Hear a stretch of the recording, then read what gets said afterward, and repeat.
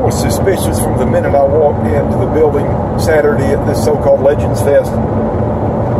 First of all, it was in the middle of nowhere. We were 30 miles from society. And it looked like an abandoned school building. And when I pulled up, I told Kathy, I said, what an unusual venue for an event like this. And you get inside, and it literally looked like an abandoned school building. And we get into the room where all the legends were set up, and it was cramped, extremely small, and very, very hot. And it stunk. Horrible stench. And it was a fiasco from the very beginning, and I was suspicious from the get-go. This Greg Green guy, the promoter, the entire time, the first second I laid eyes on him when we got there, he was sweaty, pale, nervous, jittery, dry mouth, tongue sticking to the roof of his mouth when he tried to talk, and he was very suspicious, and so was I. And those suspicions were later confirmed. I asked him for my money about an hour after I got there, gave me some excuse, then give it to me later, just give him a few minutes. Eventually, I went to look for him to go get my money. I walk out into the hallway, which was right outside the room the legends were in, and I see Arn and DiBiase talking to him. Really, DiBiase's listening, Arn's doing the talking. So I walk up to see what's going on, and they have the same concerns I do. It's about money, or lack thereof, that we have received. So we then take this guy into another room off the hallway.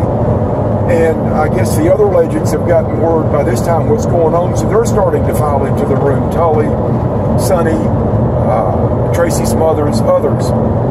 He goes around a corner within that room, and it's just a small little area there, and he wants to plug his phone up so he can start calling people, begging for money, trying to borrow money to save himself. Well, Arn and I are at this point the only ones with him. The rest of the talent is in the bigger side of this room, and everybody he calls, they're not going to let him borrow money. It was obvious the guy never had the money from the get-go. So that's when we decide to take him to where his wife works, where he said he could get a checkbook and write his check. So he gets in the car with Arn. I follow Arn. A deputy sheriff follows me. We go about 15, 20 minutes. We get into this small town. We go to a restaurant. He goes in, comes back out with a checkbook with his name on the checks. Now, I later heard that he wrote checks out of his mom and dad's checkbook, but these checks were his checks, Greg Green. He writes Arn a check. He writes me a check. The deputy sheriff then takes both checks, lays them on the trunk of his car, and takes a picture of them. He gives Arn his check, me my check. Arn leaves. I put the guy back in my car, head back to the venue with the deputy sheriff following me. And my question to this goof was, number one, if you knew you had no money, why did you even show up? Why are you still here? Why are you in a car with me? Not only are you crooked, fraudulent, but you're stupid to show up and face everybody that you're not going to be able to pay. He said he found out about 4 o'clock in the morning that some funds that were supposed to be transferred into his account had not been transferred. I don't believe that.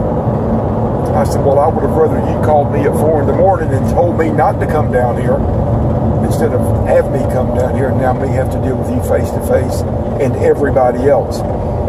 We get back to the venue. The first guy I see sitting in the driveway in his truck waiting for us to get back is Barry Windham. I stop my car, roll my window down. Barry gets out of his truck, walks over to this window, sticks his head in, and this idiot writes him a check for what he owed Barry.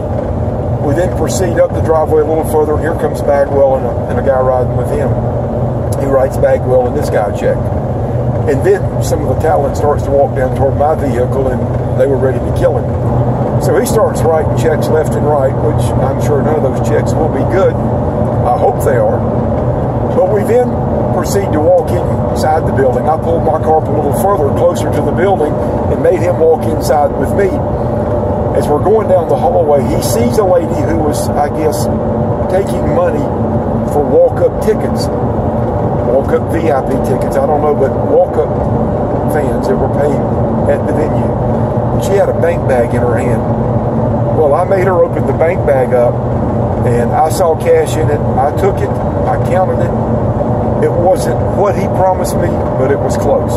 So I took it, put it in my pocket, went and got my wife, and we left. So it's a crazy day, a long day, a frustrating day, an interesting day, a learning day. But what an idiot. I've never in my life, this is my 29th year associated with professional wrestling, and I've never in my life seen anything like this. Never. And I've been in some crazy stuff, as has anybody that's been in this business any length of time. But this tops it all.